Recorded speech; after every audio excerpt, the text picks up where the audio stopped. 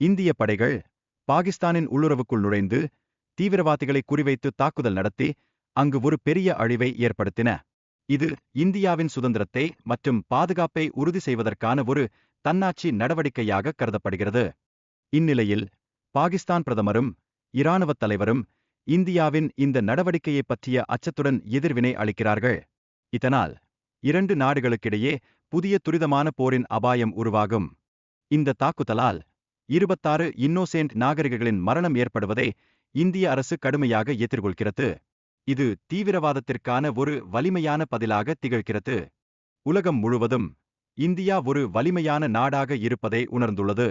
இதனால் எதிரிகள் மீது களமிறங்கும் போராட்டத்தில் இந்தியா தனது ஆற்றலை வெளிப்படுத்துகிறது. இந்தியாவின் பாதுகாப்பு நடவடிக்கைகள், குறிப்பாக ஆபரேஷன் சிந்தூர், நாட்டின் மக்களின் மனதில் ஒரு புதிய நம்பிக்கையை உருவாக்குகின்றன. இது இந்தியாவின் அனைத்திலும் முதன்மை மற்றும் பாதுகாப்பு நிலையை உறுதி செய்கிறது. பாகிஸ்தானுக்கு எதிரான சர்ஜிக்கல் தாக்குதல்கள் இந்தியாவின் தன்னாட்சியை மற்றும் பாதுகாப்பு முயற்சிகளை வலுப்படுத்துகின்றன. இதனால் இந்தியா தற்காலிகமாக அதன் எதிரிகளை முடக்குகிறது.